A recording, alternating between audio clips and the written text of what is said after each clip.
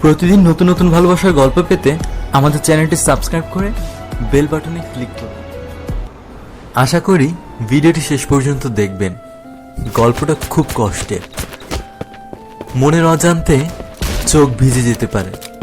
আমার পাশে বাসার একটা মেয়ে, নাম মিম, আর আমার নাম জাহিদ। মিম আর আমি দুজনেই খুব ভালো বন্ধু, বলতে পারেন একজন আর একজনকে ছাড়া চলে না। হঠাৎ করে একদিন আমি মিমকে মজা করতে করতে বললাম, মিম, আই লাভ ইউ। শোন জাহিদ, আমি তোকে ভালোবাসতে পারবো না, তুই শুধুই আমার বন্ধু। এই কথা বলেই চলে গেল। আটকাতে পারলাম না। এভাবেই দিন যেতে লাগলো। কিন্তু বালিকা তো আমাকে ভালোবাসে না। কি যে করি? বলতে বলতে বালিকার ফোন।